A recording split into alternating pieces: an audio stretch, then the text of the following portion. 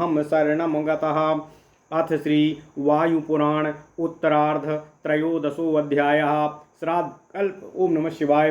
बृहस्पतिरुवाच पालासं ब्रह्मवर्चस्य त्वस्थे राज्यभावना सर्वभूताधिपत्यं चाप्लक्षे निन्द्ययुदाहृतम् पुष्टिकामं चान्यग्रोधं बुद्धिं प्रजां धृतिं स्मृतिं रक्षोघ्नं चायशस्यं चाकर कासमर्यं पात्रमुच्यते सौभाग्यमुत्तमं लोके मधुके समुदाहृतं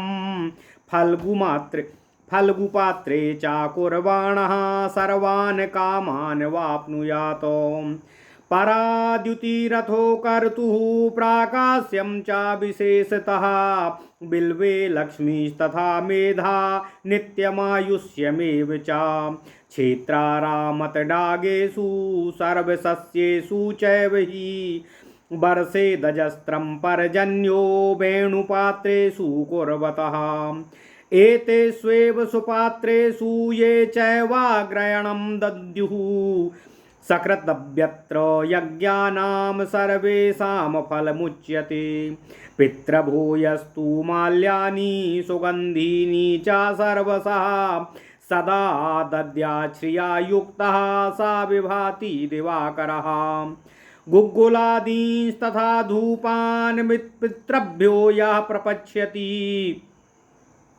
गुग्गुलादींस्तथा धूपान् पितृभ्यो यः प्रयच्छति संयुक्तान् मधुसर्पिभ्यां शोष्यमेधफलं लभेत धूपं गन्धगुणोपेतं कान्तं पितृपरायणं लभते श्रीस्वापत्यानि इह चामुत्रचोभयोः दद्यादेन पितृभ्यस्तु नित्यमेव ह्यतन्द्रितः। ओम नमः शिवाय।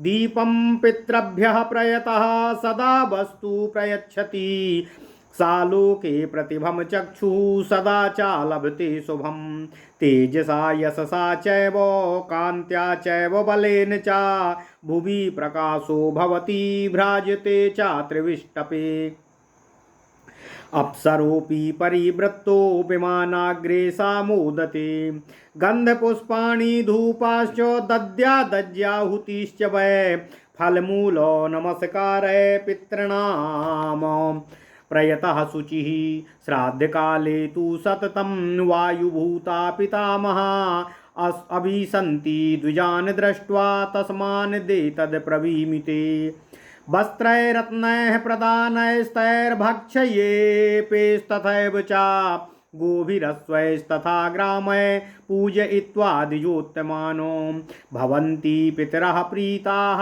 पूजितेषु द्विजातिषु तस्मादन्नेन विधिवत् पूजयेत् द्विजसत्यमानो सभ्योत्तराभ्यां पाणिभ्यः कुर्यादुल्लेखनं द्विजः मोक्षणं च तथा कुर्यात् श्राद्धकर्मण्यतन्द्रितः दर्भान् पिण्डास्तथा भक्ष्यान् पुष्पाणि विविधानि च गन्धदानामलङ्कारमेकैकं निर्वपेद बुधः पोषयित्वा जनं सम्यग्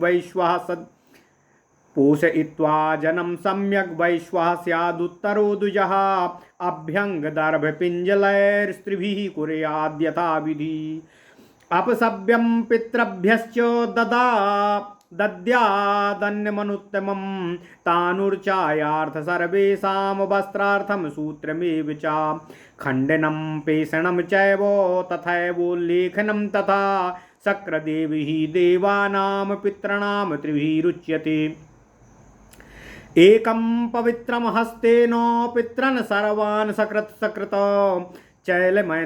चैलमन्त्रेण पिण्डेभ्यो दत्त्वा दर्शनजमहितं सदा सर्पिस्तिलैर्युक्ता स्त्रीपिण्ड्या स्त्रीपर्वविद्भुः जानुं कृत्वा तथा सभ्यं भूमौ पितृपरायणाः पितॄन् पितामहांश्चैव तथैव प्रपीतामहान् आहूय च पितॄन् प्राञ्जपितृतीर्थेन यत्नतः पिण्डान् परिक्षिपेत् सम्यग् पशव्यामतन्द्रितः अन्नेनाद्भिश्च पुष्पैश्च भक्ष्यैश्चैव पृथग्विधै प्रथंगमाता महानाम तु केचिदिच्छन्ति मानवाः त्रीन् पिण्डानानुपूर्व्येण संगाष्ठानान् पुष्टिवर्धनान् जानवन्तराभ्यां यत्नेन पिण्डान् दद्यात् तथा क्रमम् सभ्योत्तराभ्यां पाणिभ्यां धर्मे मंत्रे च पर्ययः नमो वा पितरः सुस्मय सदा होवो मतन्द्रितः दक्षिणास्यां तु पाणिभ्यां प्रथमं पिण्डमुत्सृजेत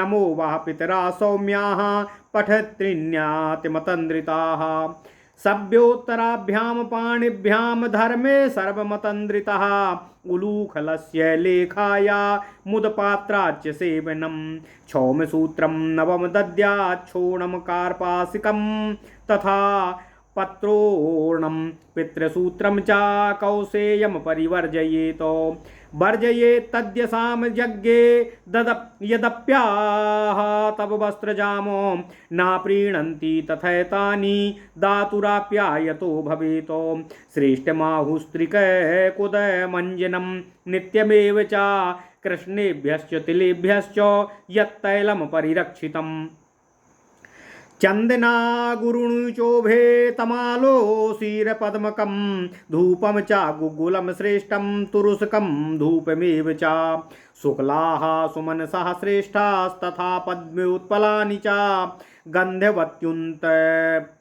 गन्धवत्युत्पन्नानि यानि चान्यानि कृत्स्नसः जपा सुमनसो भाण्डी रूपकामुकरण्डकाः पुष्पाणि वर्जनीयानि श्राद्धकर्माणि नित्यशः यानि बन्ध्यदापेतानि उग्रगन्धीनि यानि च वर्जनीयानि पुष्पाणि भूतिमन्विच्छता सदा द्विजाता यस्तथान्विष्टा नियताः स्युरुदङ्मुखा पूजयेद्दज्जनमानस्तु विधिवद्दक्षिणामुखः तेषामभिमुखो दद्याद्दर्भान् पिण्ड्यांश्च यत्नतः अनेन विधिना साक्षादर्चयेत् स्वान् पिण्डान् महानो हरिता वै सपिञ्जुस्य हरिता वै सपिञ्जूल्यः पुष्पस्निग्धा समाहिता रत्निमात्रा प्रदानेन पितृतीर्थेन संस्थिताः उपमूले तथा नीला अप्रस्तराद्याकुलोद्यमाः तथा श्यामकनीवारा दुर्वारा समुदाहृता पूर्वं कीर्तिवनश्रेष्ठो बभूवाथो प्रजापति तस्य बाला निपतिता भूमौ चरैकाशमारुता तस्मान् मेद्या सदा कासा श्राद्धकर्माणि पूजिता पिण्डनिर्वपणम् तेषु कर्तव्यं भूतिमिच्छताः प्रजापुष्टिर्द्युतिर्कीर्ति प्रज्ञाकान्ति समन्विता भवन्ति रुचिरा नित्यं विपाप्मानो विवर्जिताः शक्रदेवास्तरेद्भान् पिण्ड्यार्थं दक्षिणामुखा प्राग दक्षिणाग्र नियतो विधिम चाप्यानुवक्ष्यति नादीनो वापि वा क्रुद्धो न चैवानयन्मना नरः एकाग्रमाधाय मनः श्राद्धं कुर्यात् सदा बुधः निहन्मि सर्वं यद् मेध्यवद्भेद्यत्ताश्च सर्वे सुरदानवा मया रक्षांसि यक्षाश्च पिशाच संघा हता मया यातु धानाश्च सर्वे एतेन मन्त्रेण सुसंयात्मा ताम वै वेदीम सुकृतिदुल्लिख्य धीरः भूतिं शिवं हि ध्रुवमिच्छामानः क्षिपेद द्विजातिर्दिशि मुत्तरां गतः एवं पित्रे दृष्टमन्नं हि यस्य तस्यासुरा वर्जयन्ति सर्वे यस्मिन् देशे पठ्यते एष मन्त्रस्तं वै देशं राक्षसः वर्जयन्ति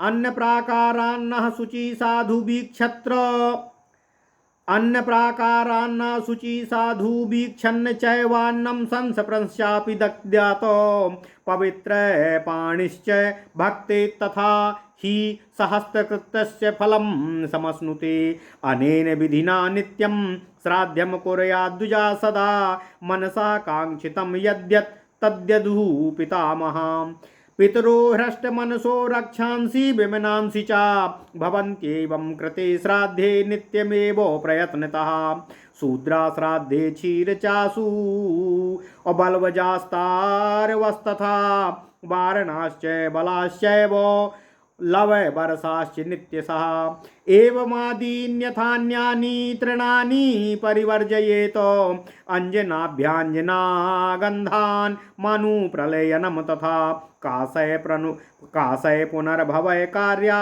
सर्वमेव फलं भवेत कासा पुनर्भवा ये च बर्हणा उपबर्हणा अथ ते पितरो देवा देवाश्च पितरः पुनः पुष्पगन्धादि धूपानामेष मंत्र उदाहृता आहृत्य दक्षिणायां तु होमार्थे विप्रयत्नतः अस्वर्ग्यम लौकिकम वापि जुहूयात कर्म सिद्धये अंतराधाय समिधम तथा हेमो विधीयते समाहितेन मनसा प्रयताग्नि प्रयत्नतः आग्नये कव्यवाहाय स्वधा अंगिरसे नमः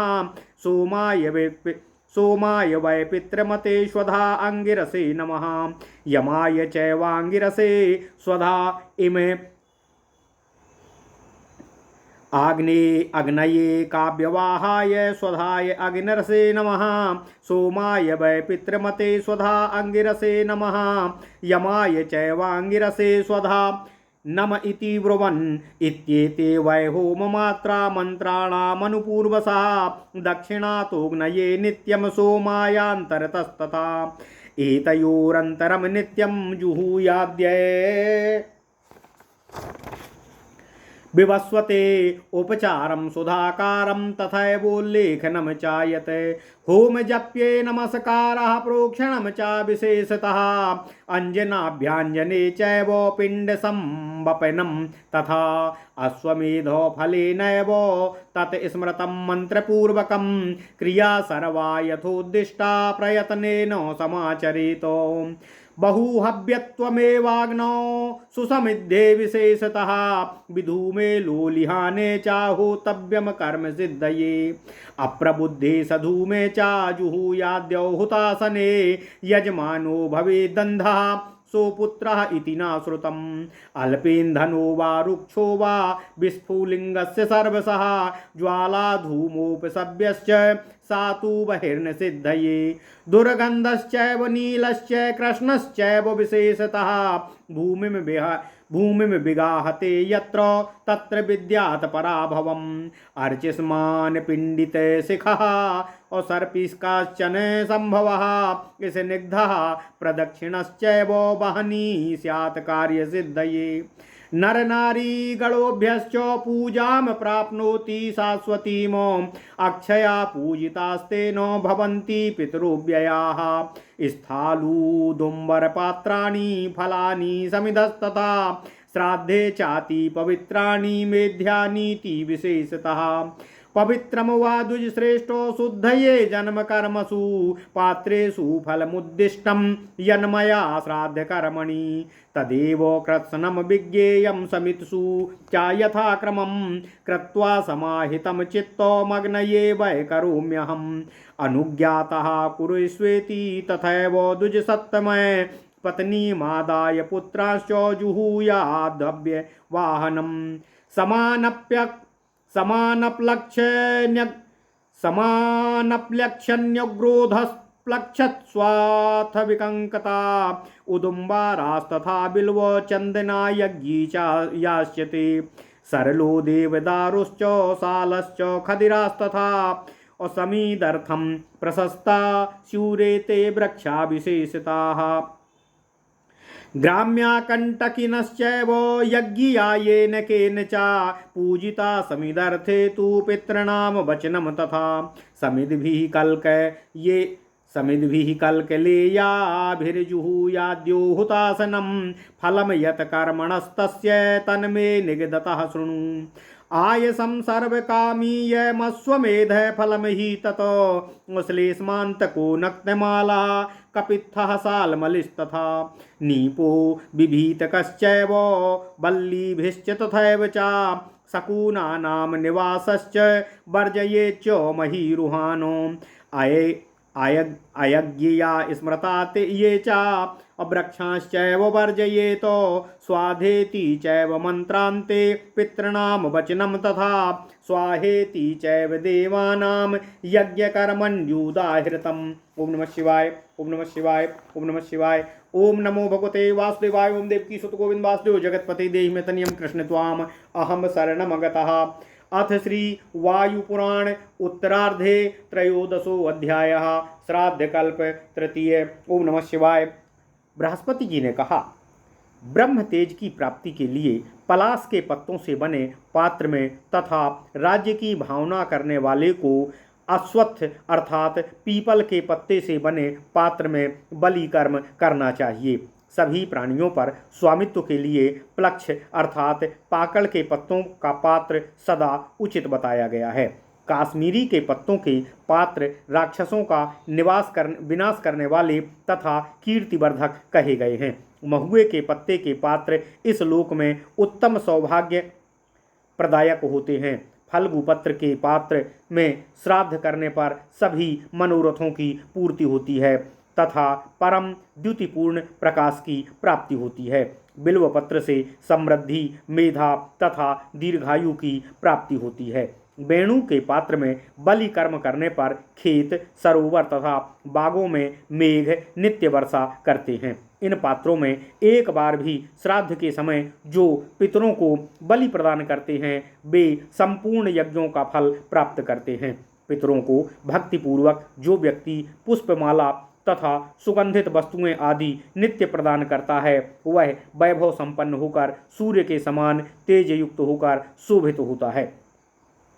गुग्गुल आदि धूप पदार्थों को जो घृत तथा मधु सहित पितरों को समर्पित करता है उसे अश्वमेध यज्ञ फल की प्राप्ति होती है। जो व्यक्ति पितरों के लिए प्रिय सुगंध युक्त धूप प्रदान करता है वह इस लोक तथा परलोक में पत्नी द्वारा उत्तम संतान प्राप्त करता है। अतः आलस्य रहित होकर नित्य ही पितरों को धूप दान करना चाहिए। पितरों के निमित्त जो व्यक्ति प्रयत्न पूर्वक सदा दीप दान करता है वह इस लोक में अतिशय सुंदर शुभ नेत्रों को प्राप्त करता है। वह अपने तेज, यश, कांति तथा बल से जगत में विख्यात होता है और अंत में स्वर्ग जाकर सुशोभित होता है। वहाँ विमान में अप्सराओं से घिरा हुआ वह सदा आनंद का अनुभव करता है। इंद्रिय निग्रह तथा पवित्र होकर पितरों को गंध, पुष्प, धूप, घृत, आहुति, फल, मूल अर्पित कर नमस्कार करना चाहिए। सर्वप्रथम पितरों को संतुष्ट करके फिर अपनी यथाशक्ति अन्न, धन तथा ब्राह्मणों की पूजा करनी चाहिए। श्राद्ध के अवसर पर पितामहगण सदा वायु के स्वरूप में उन ब्राह्मणों के शरीर में प्रवेश कर जाते हैं। इसलिए मैं उनको भोजन कराने के लिए कह रहा हूँ। उन उत्तम ब्राह्मणों को वस्त्र, अन्य विशेष प्रकार के दान, भक्ष्य, पेय, गौ, अश्व तथा ग्राम आदि का दान देकर उनकी पूजा करनी चाहिए। द्विजों का सम्मान करने पर पितरगण प्रसन्न होते हैं।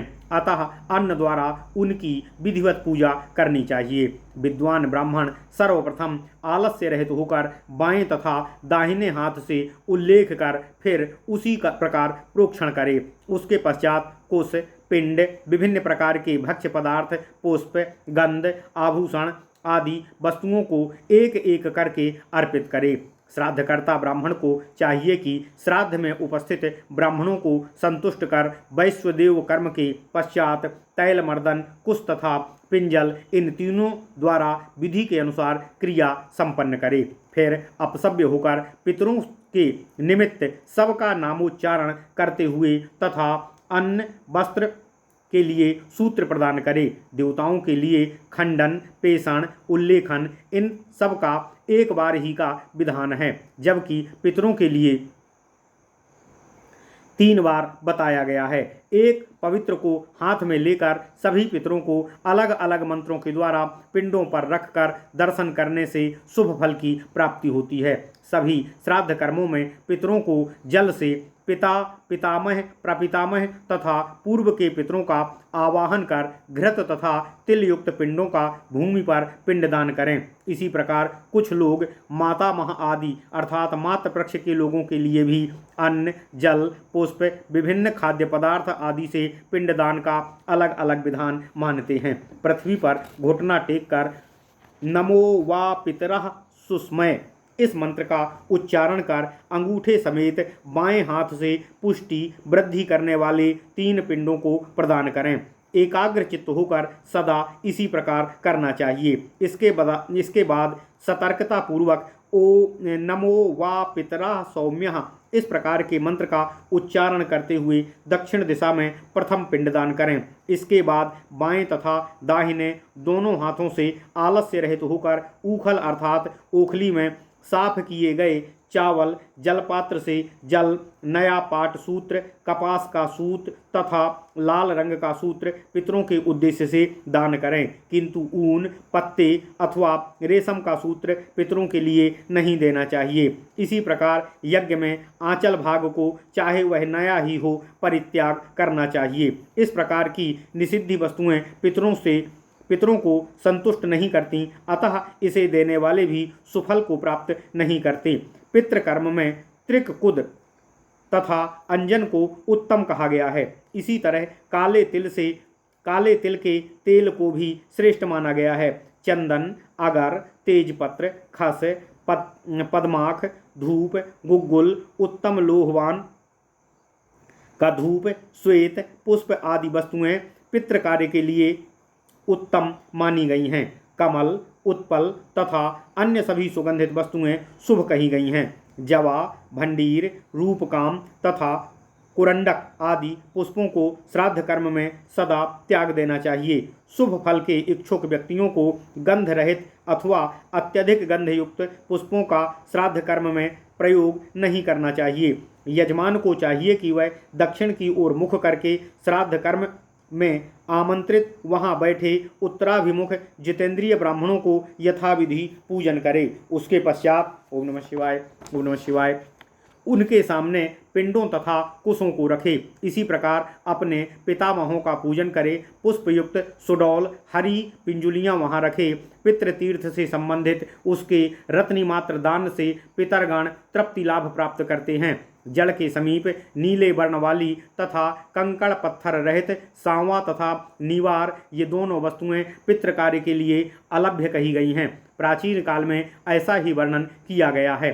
आकाश मार्ग से पृथ्वी पर गिरे प्रजापति के केश काश के रूप में परिवर्तित हो गए थे, इसलिए कांस को श्रद्धादि कार्यों में सदा पवित्र माना गया है। ऐश्वर्य की अभिलाषा करने वाले व्यक्ति को उसी पर पिंडदान करना चाहिए। इससे संतति की वृद्धि, शरीर की शोभा, यश, बुद्धि, द्युति आदि की समृद्धि होती है। निष्पाप होने से शरीर अत्यंत सुंदर हो जाता है। श्राद्ध कर्म में दक्षिण की ओर मुख करके पिंडदान के लिए एक बार कुशों को पूर्व दक्षिण की ओर अग्रभाग करके भूमि पर बिछावें। फिर पूर्वोक्त विधि के अनुसार समस्त कार्य करें। बुद्धिमान व्यक्ति को चाहिए कि वह सदा एकाग्र चित्त से श्राद्ध कर्म करे। दीन, क्रुद्ध अथवा अन्य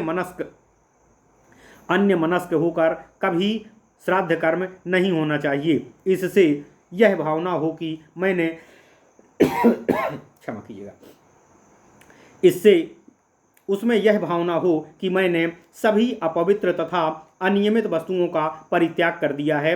विघ्न उत्पन्न करने वाले सभी असुरों तथा राक्षसों का मैंने संहार कर दिया है। सभी राक्षस, यक्ष, पिशाच तथा यातुधानों के समूह मेरे द्वारा मारे जा चुके हैं। निहनमी सर्वं यद मेध्या क्रुद्ध वेद्यताश्च सर्वे शुरदानवाः मया रक्षांसि यक्षाश्च पिशाचांश्चंघा हता मया यातुधानाश्च सर्वे। इस मंत्र द्वारा आत्मनिग्रही स्वस्थ चित्र यजमान कुश द्वारा उस वेदी पर एक बार लिखकर शुभ फलदायी विभूति की कामना से करता हुआ उत्तर दिशा में जाकर उस कुश को फेंक दे।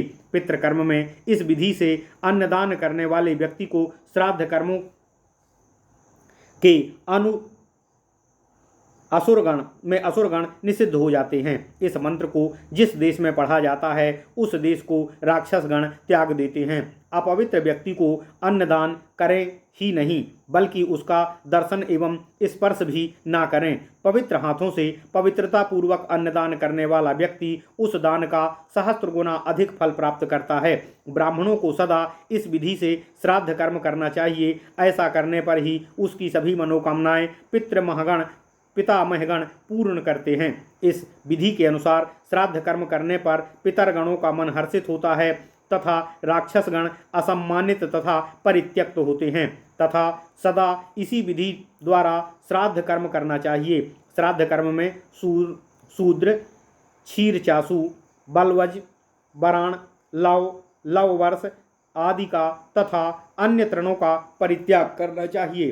अंजन, अभ्यंजन, गंधमानु प्रलयन आदि श्राद्ध कर्म में निषिद्ध हैं। नए उत्पन्न कासों से श्राद्ध कर्मों को संपन्न करना चाहिए। इससे सभी फलों की प्राप्ति होती है। पुनः उत्पन्न होने वाले कांस तथा बरहण तथा उपबरहण आदि भी श्राद्ध कर्म में उपयुक्त माने गए हैं। अथ ते पितरो देवा देवाश्चापितरा पुनः, अर्थात पितरगण देव स्वरूप हैं तथा देवगण ही पितर स्वरूप हैं। यह मंत्र पुष्प, सुगंधित वस्तुएं, धूप, दीप आदि के दान के समय कहा जाता है। हवन की सामग्री को दक्षिण दिशा की ओर एकत्र कर यत्नपूर्वक ऐश्वर्य अथवा लौकिक विधि से कार्य सिद्धि के लिए हवन करें। समिध को अंदर रखकर हवन करना चाहिए। अग्नि उपासक यजमान एकाग्र चित्त से मन लगाकर प्रयत्न पूर्वक हवन करें। अग्नये कब्बवाहाय स्वधा अंगिरसे नमः, सोमाय वै पितृगते स्वधा अंगिरसे नमः, यमाय चैवांगिरसे स्वधा नमः। अर्थात पितरों के निमित्त प्रदान की गई वस्तुओं को उन तक वहन करने वाले कव्यवाह अंगिरा को नमस्कार है।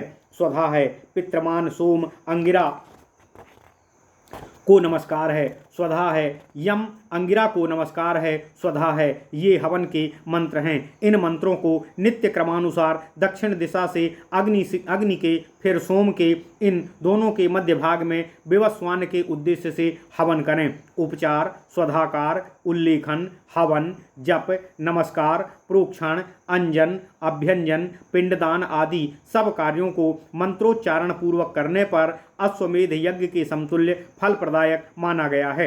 जिस प्रकार की विधियों को बताया गया है उसी प्रकार यत्नपूर्वक उनको करना चाहिए। अग्नि में विशेषकर जब वह भली भांति प्रज्वलित हो जाए तब अधिक हवि डालनी चाहिए। कार्य सिद्धि के लिए धुएं से रहित धधकती हुई अग्नि में हवि डालनी चाहिए। धूम युक्त अथवा अप्रज्वलित अग्नि में हवन करने वाला व्यक्ति अंधा अथवा पुत्रहीन होता है, ऐसा कहा गया है। थोड़ी तथा रूखी समिधा वाली चारों ओर चिंगारियों से युक्त लपटों तथा धुएं में से व्याप्त अग्नि में कार्य सिद्धि नहीं होती है।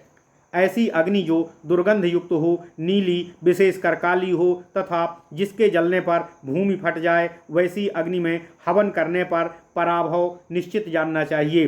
सुंदर किरणों वाली पिंडाकार ज्वालाओं वाली घृत तथा सुवर्ण से उत्पन्न पीत वर्ण स्निग्ध तथा प्रदक्षिणा करती हुई अग्नि सिद्धि प्रदान करने वाली होती है। यह अग्नि नर नारियों द्वारा इस लोक में सदा पूजित होती है। उसके द्वारा पूजित होकर पितरगण अक्षय तथा अनंत संतुष्टि प्राप्त करते हैं।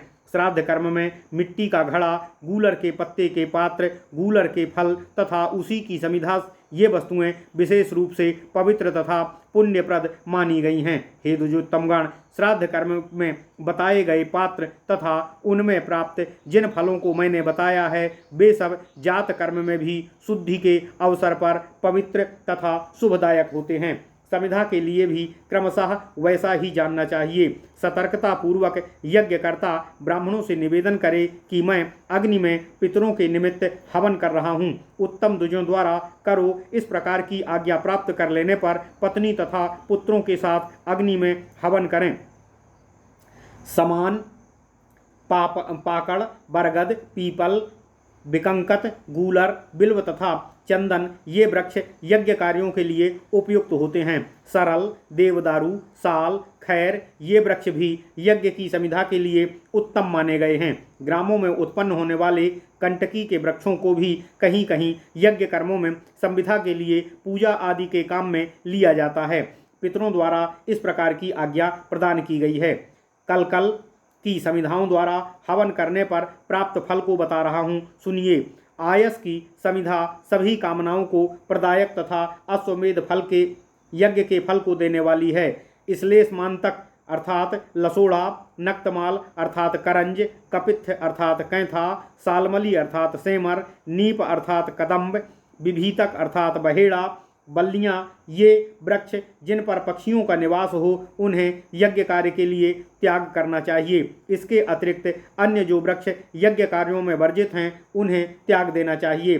पितृ कार्य में कहे जाने वाले मंत्रों के अंत में स्वधा का तथा देव कार्यों में कहे जाने वाले मंत्रों के अंत में स्वाहा का उच्चारण करना चाहिए। इस प्रकार विधि बताई गई है। ओम नमः शिवाय। ओम नमः शिवाय। इति श्री वायु महापुराणे वायुप्रोक्ते उत्तरार्धे श्राद्धकल्पो नाम त्रयोदशो अध्यायः। इस प्रकार श्री वायु महापुराण के उत्तरार्ध में श्राद्धकल्प नामक 13वां अध्याय पूर्ण हुआ। ओम नमः शिवाय। ओम नमः शिवाय।